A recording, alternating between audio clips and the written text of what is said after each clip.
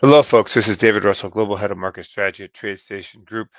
It's great to be with everyone. Welcome to Market Trends. Today is Thursday, September 18th, 2025. And our title for today is Groundhog Day for Growth Stocks after the Fed meeting. Basically, the reference to that old Bill Murray movie about Groundhog Day, of things just going back and being the way they were before.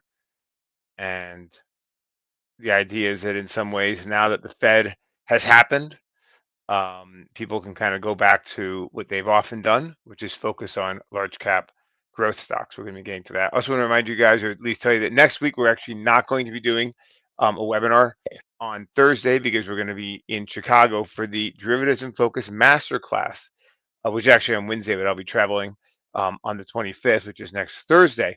So if you're interested in that, you can use the promo code DRussell100 to get $100 off your ticket. It's going to be an interesting presentation at the CME. We're going to have some great guests. I'm honored to be among them. I'll be speaking about options gamma. So you want to just kind of see that. And so basically, if you go to tradestation.com, it's our main webpage, and you go to learn, and then you go down to masterclass, that's where you can sign up for this event if you're interested. We're now going to go down the page a little bit more to our blog post here, Groundhog Day for Growth Stocks, which is basically the rundown on our Market Insights blog about a lot of things we're going to be discussing today. I also want to just kind of emphasize that this kind of market that we're in right now is really a prototypical stock pickers market, as I like to call it. Everyone is focused on individual stocks, little things moving here and there, the overall index not making big moves, VIX low. This is the sort of market that is the times when people can look at smaller, more nuanced, interesting stocks. Obviously, today we have big news on Intel, also interesting news on things like CrowdStrike, which might be under the radar a little bit, was kind of interesting because the cybersecurity names have been actually underperforming for a while, and we're seeing some signs of strength coming back to the software names now. So that's the main thing here. If we look here at the presentation, um, let's see. So these are the main things I'm going to kind of zip through very quickly. Also, one thing just popped up in the news today, which is that the Supreme Court is going to hear tariffs in oral arguments on November 5th. So that could be an important event to kind of put on your calendar. I'm putting on my long-term planning calendar. We'll be talking about it as we get closer to the event. So I want to kind of mention that. We also have this enormous news today in Intel. You look at Intel stock. It's basically having one of its biggest rallies ever. I'm not sure ever, but it's a huge move today in Intel. I want to just kind of mention that because it does kind of set a whole kind of color of some of the things happening in technology, which I think is very interesting about this market, which is that the tech growth area just kind of continues to work for multiple reasons, as we're going to kind of cover. A lot of them are in this, but there are some others as well. So I think it actually highlights one of the things that. First, I'm going to zip through my rundown. And I'm going to come back to some of the important things. Look at the S&P here. Look overall at the chart. What I think is most interesting today. Actually, I want to also. I forgot. Let me straight jump over here to my TradeStation platform. Come on. There we go. All right. The standardized returns of some ETFs we're going to be talking about. But I'd say right now, in some ways, all right. Actually, I'm going to get to that. I'm so excited to talk about Intel and all the historical parallels of the things that are happening here. Let's just look very quickly over here at the S&P, and essentially, if we look on the daily chart of the S&P here, essentially, I think that the thing that's most interesting is yesterday we pulled back and we held the 8-day exponential and also 6550. So I think we had mentioned that. We said people will probably be hard pressed to see much below 6550. And so I think that's kind of interesting. And it was a high back here on the 10th.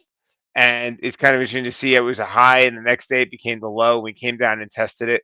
So from my view here, this is kind of the sort of thing where, again, what do we have? We have basically a 5 or 6 day pullback. We've talked about how in many ways you can measure pullbacks, not simply by their, by the levels, but how many days back do they represent? And, in this kind of market with tight uptrends, you don't get significant kind of multiple days back. Actually, let me show this other workspace that I have, this blog, this workspace as well. So as I zip through very quickly here, there were definitely some interesting things that kind of popped up. We also have, let me just go through here. So we held the 1 week low, We held the rising 8-day exponential moving average, which is interesting, and it also just kind of shows that tight uptrend on the S&P 500. You can see here, this chart shows the 8-day exponential coming up nice and tight underneath. Now, the MACD is also starting to rise again, which is another indicator. We had a long period of time when MACD was flatlining, and if you look at it now, you can see that MACD is starting to rise again on this chart here. So again, we're seeing MACD turn higher. We're holding the rising 8-day exponential. Look over here on this chart where we show RSI, and you can see RSI just kind of going up. I mean, it doesn't even go to like 50. It just kind of lingers in the 60s up around near overbought. And this is the kind of market conditions we've talked about that resemble 1995, 96, when basically it was a very tight uptrend. And basically the 9-day rate of change, just like if it go like people can also look at, just in many ways, this is the signal. When 9-day rate of change goes to like 0 or -1, people step in to buy, which basically means the market never really goes negative for a period longer than a 10 or 12-day period in any significant way, which is also a sign of a steady flow of money into the market. You can see the tightness of the uptrends. You can see the tightness of the pullbacks. You can see at other times when things get more bearish, back here, like in March, for example, you can see we were going back and testing levels from a month to a month and a half before, and you can see the 9-day rate of change was way down at like -5. So it's an interesting way to kind of think about it. The rate of change can be a pretty interesting indicator sometimes here on TradeStation's award-winning platform. All right, so I'm going to show you MT Brett. This is one of the workspaces. And remember, at the top of the blog post, we have a downloads section. You can go to the downloads and you can bring in a bunch of indicators and look at some of the workspaces. There's indicators and there's workspaces. And most of the workspaces require custom indicators, but not all of them. MT Breadth is one of those workspaces. And what's very interesting here is if you look at the NASDAQ 100, the blue line here, hopefully you can see it. This small blue line shows a number of companies above the 20-day moving average in the NASDAQ 100. It was very interesting to see it rising yesterday, even with the index down. So what we're seeing here is we're seeing improving breadth in the NASDAQ. And I think that's one of the things Sarah is kind of pointing out. We had talked about how last week after the Oracle news and everything else, and just this constant steady drumbeat of positive news in the technology space, that this is causing just an improving breadth across overall tech. It's interesting today also to see that we have 9 companies hitting a 52-week high in the NASDAQ. And this has been kind of trending higher since the late part of August. So we had a period of time, and if you actually look, we had talked about at the time, there was a value period that we talked about in this webinar back on August 14th. If you want to take a look right here, value stocks, that was our webinar on the 14th. And we did have, following that, a period of strength in financials in these other parts of the market. But now we seem to be going back to this kind of thing in growth. So I wanted to kind of point that out. These intra-market signals are overall not showing anything potentially very negative. Like, so for example, if we look at the dollar index, hasn't gone up very much. I'm going to get back to this because it's kind of interesting. The VIX, none of these things are showing very much sign of any kind of real, issues. At this point, it's there's low volatility, and there's no real negative things on a lot of charts I can really see. Now, look, we also mentioned here is that growth sectors are outperforming it. Now, we look at XLK, XLY, and XLC, which are the tech, communications, and consumer discretionary. We kind of view those as like the quote unquote growth sectors. There's different growth funds out there. There's different ideas about growth. So we actually created a little workspace, this little radar screen I'm going to show you today. What this shows you is this basically uses monthly candles. So I brought in my normal list over here because on MT Main, this workspace, we have our, come to my radar screen. Here's our radar screen. And if you go to key ETFs, it shows the sector funds, everything like that, and you can rank them, and you can see that there's a strength in XLK, XLC, now in the 5-day period. But another little trick I wanted to show you guys, because I sometimes use this, is I went over here and I made a special thing when I just did the main sectors, and I used the 1D indicator.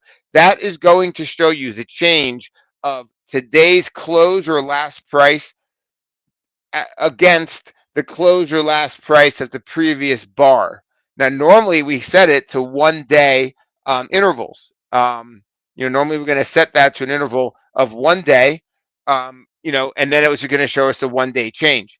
But we can also change the interval. So we just select all. We can go up here and go to time frame, In this case, I set it to monthly. So this is now going to show us from the end of August to right now, whatever the current price of these ETFs are, the performance. And what do you see? You basically see on a month-to-date performance. What do we see? We see communications, XLC, tech, XLK, and XLY, consumer discretionaries, which is Tesla and Amazon. We see now they're leading again. That was not the case a week ago. And it was not the case like 2 weeks, the kind of trailing period. We saw this period of time in August when this started to crumble and things shifted to small caps. They shifted to financials and the other parts of the market. Now they're shifting back to large cap growth. And it's one of the things we've been kind of talking about. I wanted to emphasize that you can do this if you use the 1D indicator, which is included in our zip file, and then you change the time frame to monthly. It allows you, or you can do this. Look at go to this and go to your time frame weekly, for example. And now we're comparing stuff since Friday to right now. So one to show you it's a little trick you can use for some, if you're ever interested in looking at things on different time frames and stuff. I often use it like for articles. I'm saying who's up or down the most in the last month. But it is useful sometimes to kind of think about things this way because it is showing us that it's Groundhog Day in terms of mega cap growth leading again, all of that. Um, as I kind of said. So that's why we kind of emphasize this is a shift back to the large cap growth. Now, as we go on some other stuff, it's interesting. I mean, I'm very quickly mention there's a deal where Lyft had a collaboration, a partnership with Waymo, which belongs to Alphabet. So, I mean, I don't know overall when you think about that, what that means long term for more relationships between these two, or even people talk about potential acquisition or things like that. But the thing is Lyft was lagging, and now it has this huge kicker behind it. Workday, which was one of these kind of forgotten software companies, but Elliott Cap, what's it called? Elliott Management, one of the activist firms, came in, put a stake in them. They had a big rally yesterday. There's been a huge surge in these Chinese growth names. We've been talking about the Chinese names for a while here. I think there's a lot of catalysts here that can kind of keep strength in China overall. And I think it's just kind of interesting to see that this continues to be an active part of the market. I want to talk about PDD. This is a company that historically had, what do you call it? Oh, Timu, but it has other business around the world, had a strong earnings report back here, rallied, pulled back, sneaking to new 52-week highs. There's a lot of these Chinese stocks here that when people look at them from a long-term perspective, when you look at some of the things happening globally, people might actually be looking for some of these names to be interesting. I know I get pushback whenever I talk about the Chinese names, but I mean, there's a lot of skepticism about them. But they have been outperforming. If we look over here on our MT main, and we go to, for example, the 21 day, we can see that Chinese tech stocks, are outperforming by a pretty big margin. The KWEB, they're outperforming. The S&P's up 3.5%. They're up 13%. And then one of the big things is there's been a bunch of interesting AI news in Baidu and Baba. I mean, these have had really significant rallies. So I want to just kind of mention that this is also something that is kind of having an overall positive across the tech space as well. There's a bunch of strength in some of these crypto stocks that have been coming to life, like the Galaxy stock, GLXY, which has what's his name? The gentleman with the big glasses who used to be I think he was in the army. Can't remember his name, but he's often followed. He's on CNBC a lot. Michael Novogratz. I should know that. I apologize, but he's associated with that company has been rallying as well. Now, quantum stocks. We've been talking about the strength in Rigetti. We had a bullish options trade. If you want to check that out, we did the article about it last week. We've been talking about quantum, and I think the thing that's interesting about quantum is that basically it's not consumer related. This in many ways is we're getting into the sovereign phase of AI. I mean, quantum computing in many ways is like you're talking national security stuff, and there's a focus on that.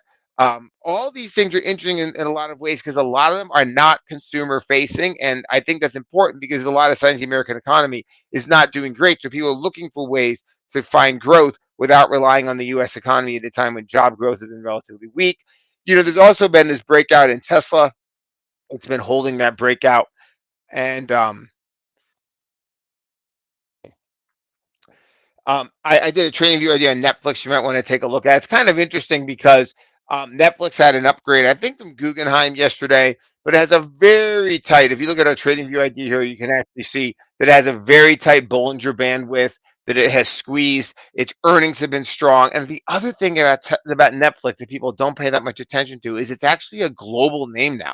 A lot of their strength is overseas. So people looking for a true global growth stock that is also an established kind of, American, large cap growth name.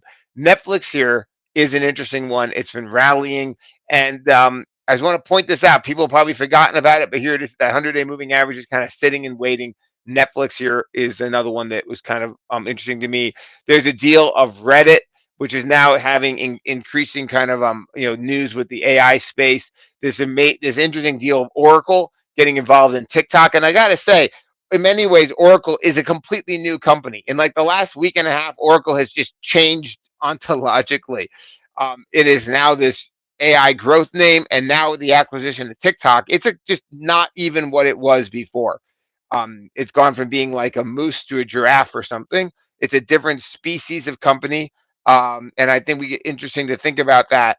And it had people might view this as something. Is it headed for that next $1 trillion status? And so there's probably still a lot of people just absolutely stunned by what's been happening in Oracle, and I think that's also the sort of thing in a bull market where like just all this bullish news you never would have thought of in a million years just keeps like falling from the heavens.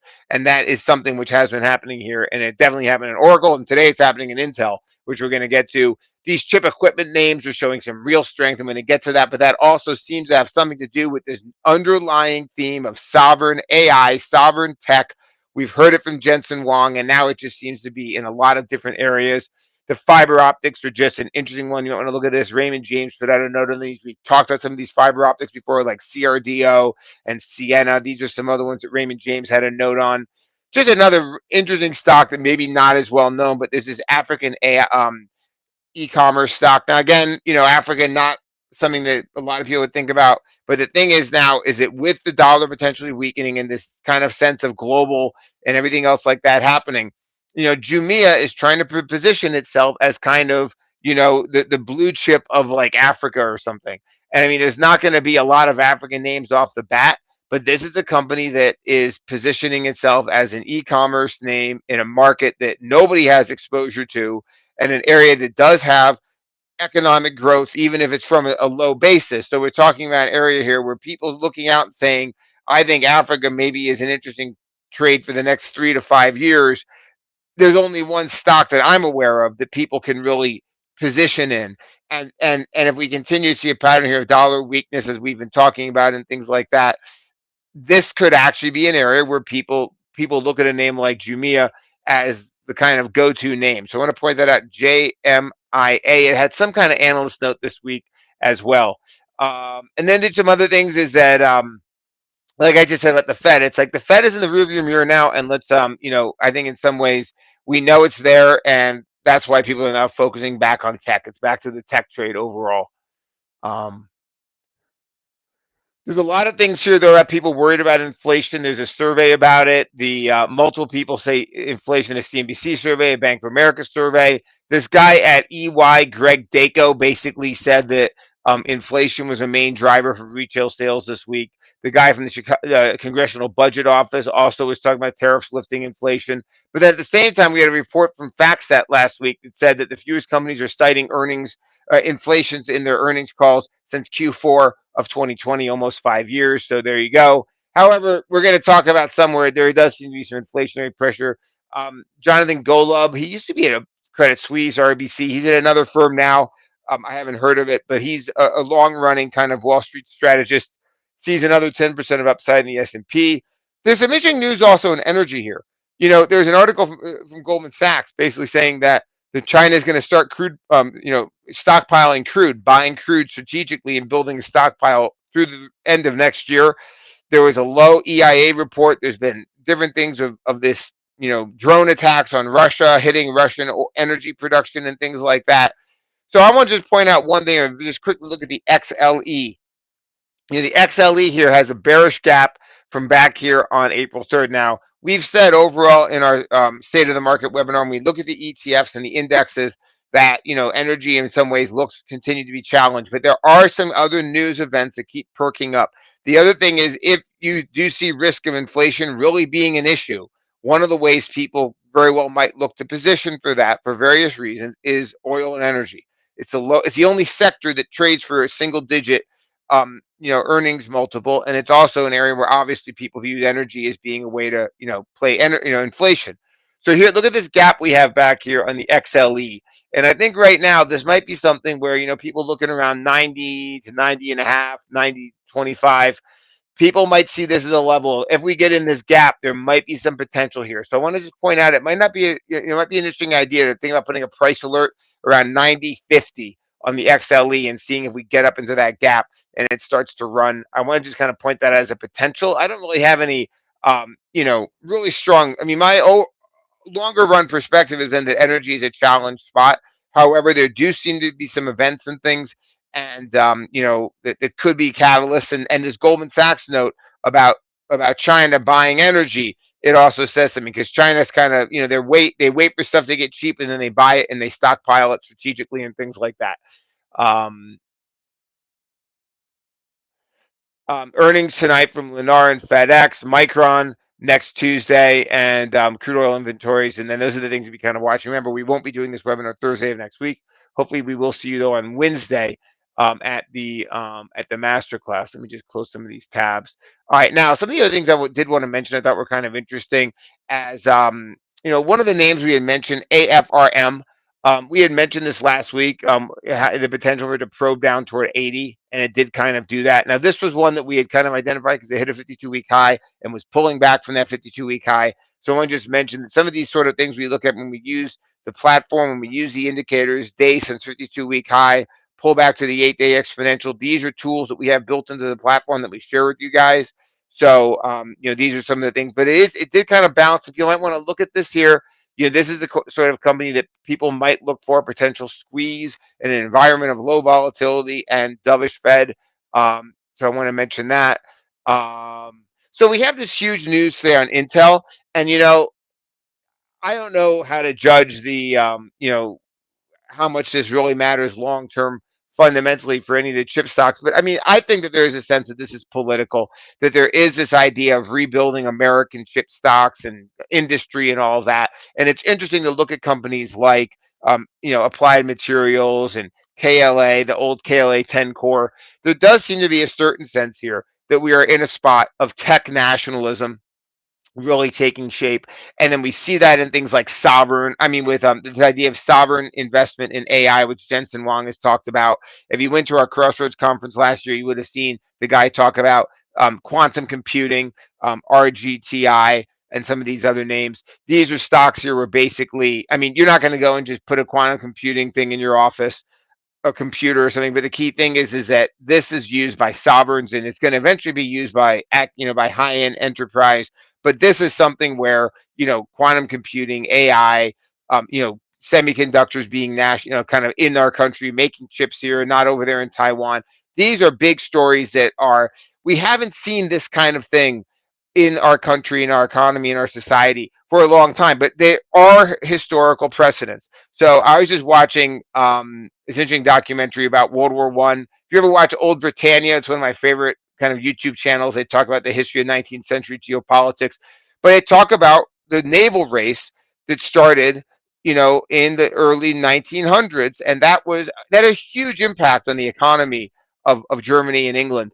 And then you also have, the space race in the during the Cold War that basically created the modern semiconductor industry as we know it. During World War II, the beginning of World War II, you had biplanes. At the end of World War II, you had jets. So I mean, you saw massive changes in airplane technology and also in telecommunication technologies. The thing is if the government starts to stir the pot and push for tech nationalism, you can criticize it or say whatever you feel about it philosophically, but the point is it can have halo effects across the economy. And for a long time, especially after, say, 1995 in this country, we focused a lot on consumer. And I think that the consumer, for various reasons, are weak. But the thing is, you can shift back away from the consumer and you can say, wait a second, we have this enterprise, we have this sovereign thing happening. And that seems to be something that's happening here. So I want to just kind of point that out. So as you look at some of the indexes overall, I also want to mention, you look at the Russell. And, the Russell here is trying to break out across these long-term levels going all the way back here to November of 2021. I think it's going to be important and interesting to watch. I'm not sure what to make about it overall. I think that for me, the big issue is actually going to be um, the yields. And the thing here is that if people have a sense that there is a lingering inflation problem, this is a 10-year yield. I continue to see risk of, here we are, 10-year holding 4%. I continue to see risk of yields moving higher. You can never forget last year when the Fed cut rates and the long end moved higher. And I think essentially here we're in a spot where we could see the long end of the curve squeeze higher. And I want to just kind of emphasize that if we start to see that moving higher, it's going to be a problem for the Russell. So the Russell is trying right now, but let's kind of wait and see. This is the first day after the Fed. Let's see what things are doing next week. I wanted to kind of mention that it is important to watch, but it's also not really a confirmed breakout. If you look at the Russell here and look at this, it's trying, but something like this could, if we have a down day tomorrow, this is a weekly chart, so this could turn into a little bit of a shooting star and then some chopping and consolidation. And it could even sit there for a while as people wait to really see what happens with inflation and yields. The thing I want to mention here, though, is the TLT. This is the bond price index, and I want to just point this out. Now we jump over to an hourly chart. You can see that the TLT gapped down today, and it's getting stuck under this level from last Friday. So if this turns into resistance on the TLT around 89.60, then this actually could be something that's a bearish signal for bond prices, an upward signal for yields, and that would also be problematic potentially for the small caps and for other parts of the market. So I think we've got to realize is that as we look, and with Stephen Moran coming on the Fed and just coming out swinging with guns blazing, 50 basis points he wanted, it shows that the pressure on the Fed next year, they're gonna, Moran is now filling in for Kugler, and that seat's gonna go open. And maybe Moran will stay in it, or maybe they'll put Moran up to the chairman of the Fed. But next year, there's at least two moves with a new chairman and a permanent replacement for Kugler, which Moran is doing until February. But then the other thing is Lisa Cook, that's going before the Supreme Court. If the Supreme Court rules that she can be removed, that could be a whole other sort of area of dovishness. So the drumbeat of lower rates does continue. And as people look out into the future, we have to see what that means for the long end of the curve. There does seem to be a pretty substantial and widespread fear and expectation that inflation is going to go higher. And that's something that could really remain an issue for the long end of the curve. Now, I want to jump over very quickly because one of the other workspaces we shared with you guys in our zip file is the MT hourly. And I want to just point out that something that is interesting to me is the gold miners kind of pulled back, and the RSI on the hourly chart, which is a really useful thing, I think. It went down almost to oversold here. So from my view here, people might be looking at the GDX and kind of saying, what if the dollar index is kind of peaking here and gold's been running and the Fed is overly dovish and inflation's still an issue? The gold miners might be something people want to stick with. So look on the DXY here on the hourly, and you see on the daily chart, we're kind of poking up. But if you look at this, we've been saying that we see the people might be looking for the potential here. We jump actually to the weekly on the dollar index. We see there's this risk here down to 89 or 90, and here we're at 97 on the dollar index. So now if you look at this on the daily chart, you can see we kind of have these lower highs. If we don't get above that trend line, people might view that as a continuation. And look over in the hourly here. From my view, things get these weird squeezes off lows and then they kind of peter out. So I think people might want to see this here is that there was a lot of short interest in the dollar. It basically ripped off the lows. But then the question is there anything beyond just a little bit of short covering to keep it going higher? So I think this is going to be an important thing to watch. And if we do see continuation to the downside, we could go back to where we were, which basically means potential strength in gold, weakness in bond prices, and weakness in the dollar, and we could go back to that. So we could go back to what we said on Monday, which is global, growth, and gold, the three G's remaining in effect. And the Russell might also kind of have Groundhog Day, which means it gets stuck, which often happens in the Russell. It has remained in this kind of funk for a long time. It's still stuck where it was in November of 2021. So let's watch that, because it could get stuck there. And then if there's any kind of volatility or weakness in the market, that's where the sellers could really be active. Now, we're not there yet, but I think we need to realize that Russell has done this many times. Um,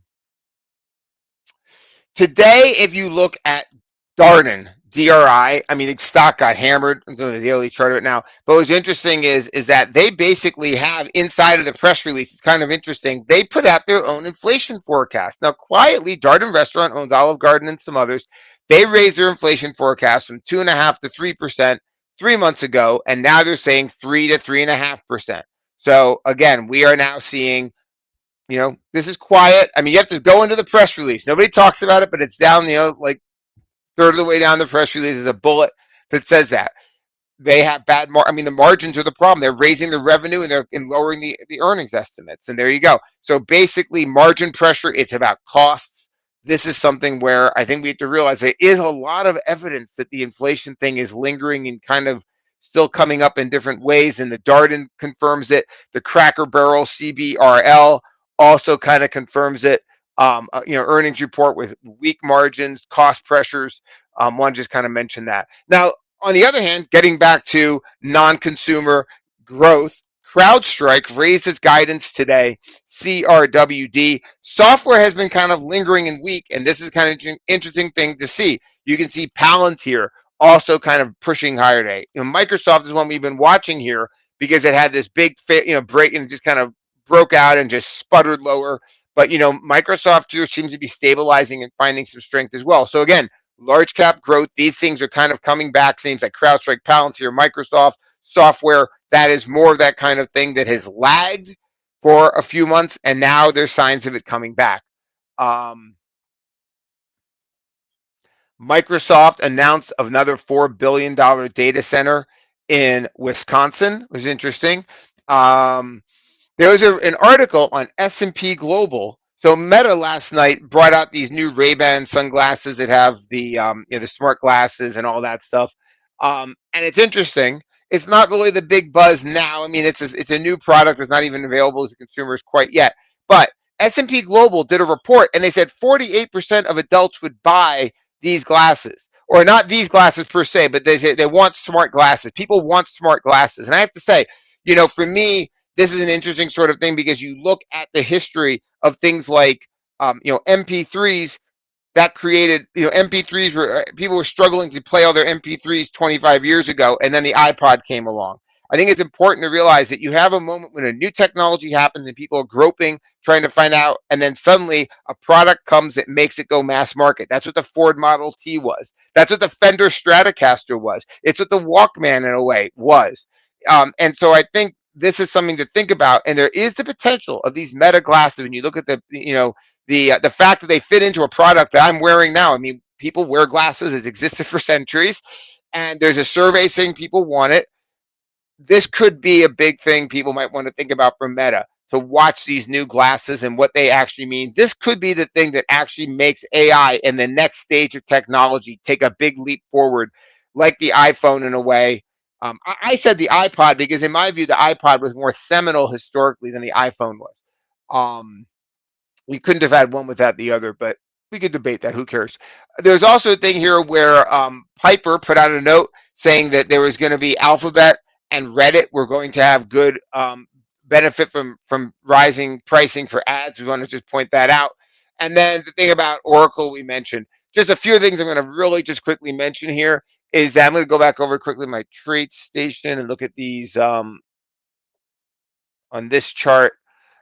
Basically, some things that were jumping out to me is that basically, remember, we have over here on our MA tools, we have this EMA test. So if you look at like, Tesla, or I'll put on a stock that maybe Microsoft, you guys know, it should light up here when you have a stock that's testing. I don't have a lot of time left, but if a company's testing its moving average, it'll actually light up there. I'll just actually very quickly go to data, add symbol list, NASDAQ 100. You can see it. The reason I'm saying this is that Tesla's had this big move.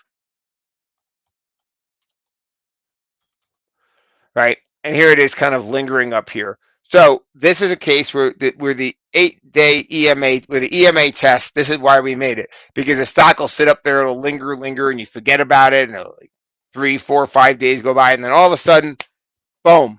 So if it touches that 8-day exponential on this case, if you have it in there, it'll light up in this column. So look at the name here, like just for example, Autodesk. See, it's hitting the blue line if you can see it. That's the 8-day exponential. So it basically lights up. So I want to just kind of point that out. That's some of the thing I'm kind of watching. Another name that doesn't get a lot of attention, but AEM. I'm not even trying to pronounce this. It's a gold miner, but here it is. It's sitting at it. It has its 8-day exponential lighting up. Look over here on radar screen, and you can see it has eight EMA plus, meaning it's touching the rising 8-day. There's a gold miner with a tight consolidation pattern here. This is one I want to kind of mention. It's interesting. Another thing I continue to watch, and I think we got to remember, is platinum could have some continuation after this big rally. I'm just watching to see if we get out of this range here or even a breakout to new highs. But platinum is an area here where if we do see the kind of precious metals theme continue, this could be something that people might be turning back to. Wynn Resorts, we talked about it's opening up this doing this casino in the Persian Gulf. Had this breakout. Look, it went down, played with its 8-day for a while here, held the 21-day. Now it's continuing. Wynn Resorts, people might look to this one. Also, names like Alibaba and Baidu, these have some big names, and I'm waiting to see, do they kind of tag down here? Does Baba go down to say 157? Does it get the 8-day next week? These could be on my watch list for next week. Maybe think about these as names that had some big moves. Maybe next week or into the beginning of the following week, these could have continuation if you look at the time frame overall. AFRM, this was just one that I had mentioned before, but it kind of had that when it went down. This one hit that 21-day. That would be another example of how you could use that. It doesn't have any signals right now. Lemonade is one we did a trading view idea on that may have some potential short squeeze potential. We noticed it because it went down and held that rising 21-day. There's one on breakout watch for me, which is Wells Fargo. If you get Wells Fargo here on the weekly chart, you can actually see that it's challenging some levels here. I mean, right now, I'm not really sure to think about financials, but here it is. And, it's probably one of these stocks that you look at and you're like, I don't know. And then all of a sudden, it's at a new high. So want to kind of put that on the radar. Sometimes when you think too much and you don't just look at the chart, you get some crazy, you miss things. But Spotify is the last one I want to mention. It's had this long period of consolidation here. And if we look on the weekly now of this name, you can also see that it's starting to, to make some higher weekly lows and base out here. And in many ways, this is a potential kind of cup and handle. This is a growth stock with some, continuation potential. So I want to mention that. So those are the main things I wanted to talk about today. I ran over on time. I apologize. I'll be back on Monday for